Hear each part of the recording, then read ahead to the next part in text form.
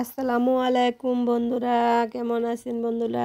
আলহামদুলিল্লাহ ভালো আছেন নিশ্চয়, আমিও ভালো আছি। এই যে দেখেন আমার ছোট্ট সোনা ফুল গাছটার মধ্যে পানি দিতেছে। প্রথমে আপনাদেরকে দেখানো হলো ফুল গাছে পানি দেওয়া হচ্ছে। আমার সোনা বলতেছে, আম্মু আমি এই ফুল গাছটার মধ্যে পানি দিব। তারপরে আস্তে আস্তে চলে গেলাম আমার সবজি বাগানে যাওয়ার পরে এই যে দেখতে পাচ্ছেন আমার বাবুটাই বলতেছে, আম্মু আমি অনেক বড় বেগুনটা আজকে তুলবো নিজের হাতে।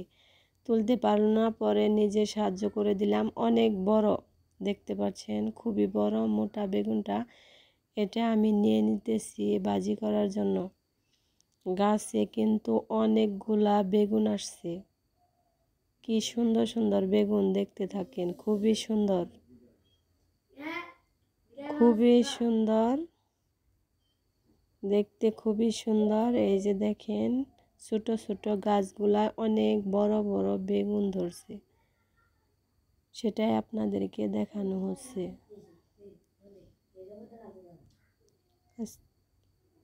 এই যে দেখতে পাচ্ছেন, আমি বাড়িতে চলে আসার পরে দেখতেছি আমার দুইটা হাঁস পাখি হাঁটাচলা করতেছে উঠান দিয়ে।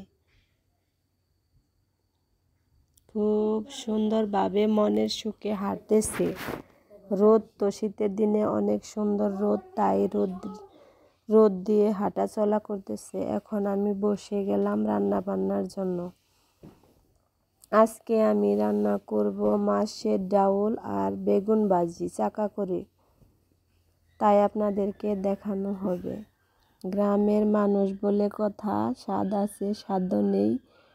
যখন যা পায় গ্রামের মানুষ তাই খেয়ে বেঁচে থাকে।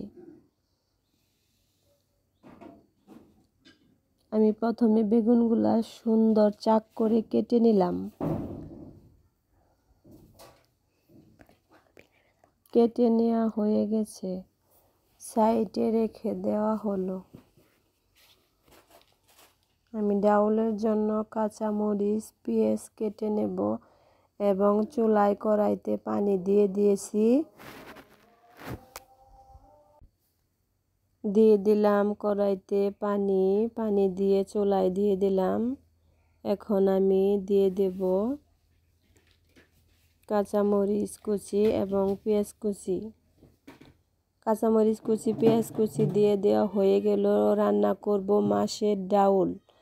মাছের ডাউল আমরা এভাবে রান্না করে থাকি এবং আমি এভাবে রান্না করি, তাই আপনাদেরকে দেখাইতেছি। তারপরে দিয়ে দিলাম হলুদ গুঁড়া, মরিচ গুঁড়া, ধনিয়া গুঁড়া, আর আমি এখানে দিয়ে দিব আমান জিরা। বাটা জিরা ব্যবহার করব না।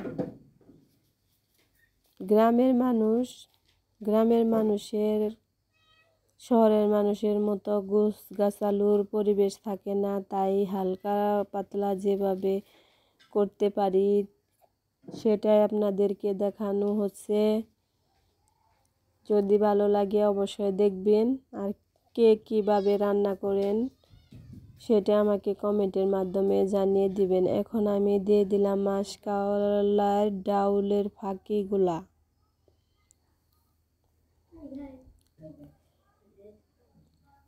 আস্তে আস্তে গুঁড়াগুলা দিয়ে দিতেছি। ফাঁকি গুঁড়া যে যেটা বলেন সেটাই বলা হতেছে, আমি ফাঁকি বা গুঁড়া এগুলাই বলে থাকি। এই যে দেখেন আমার পাশে আমার সোনা বসে আছে বিড়াল ছানা নিয়ে। বিড়াল ছানাটার নাম রাখা হয়েছে মিষ্টি। এখন আমার ডাউল রান্না প্রায় শেষের দিকে। এখন আমি দিয়ে দিব বাগার। প্রথমে কড়াইতে তেল দিয়ে দিতেছি।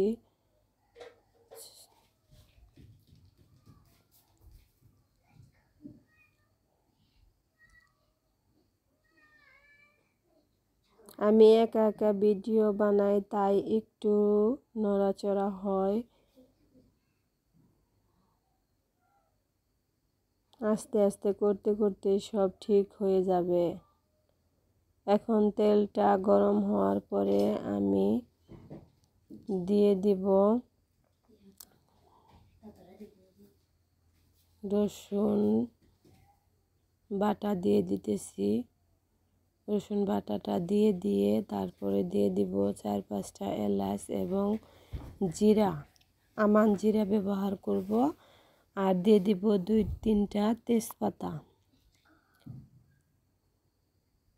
তেজপাতাটাও দিয়ে দিতেছি।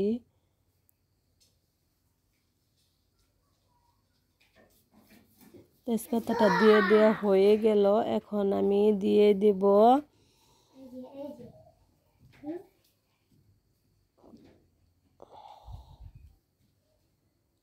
ডাউল। এখন আমি দিয়ে দেব ডাউলটা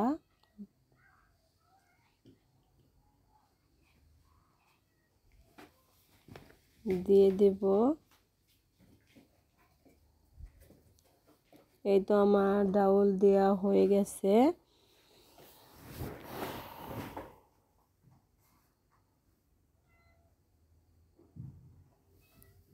গরিবদের যা হয় আর কি, সাধারণত মানুষেরা যা খেয়ে বেঁচে থাকে। আল্লাহ অনেক মানুষকে অনেক কিছু খাইতে দিছে, আবার অনেকে কিছুই পায় না। এটাই হচ্ছে আল্লাহর নীলা খেলা। আমি ডাউলটা পাশে রেখে দিলাম। এখন দিয়ে দিলাম চুলায় কড়াই। ওই যে আমার আগে বেগুনটা রাখা ছিল, কেটে রাখা ছিল, কেটে রেখে দিয়েছিলাম, ওইটা এখন আমি চুলায় দিয়ে দিব। আস্তে আস্তে সবগুলা চুলায় দিয়ে দিতেছি। চুলায় দিয়ে আস্তে আস্তে সুন্দর করে ভেজে নিব। হাতের বেগুন গুল গুল করে ভাজি করে খেলে অনেক ভালো লাগে।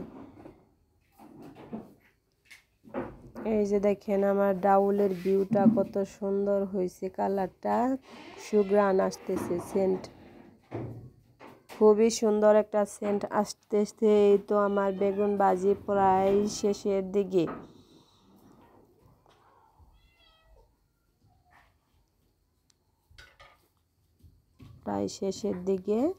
এই তো দেখেন অনেক সুন্দর লাগতেছে।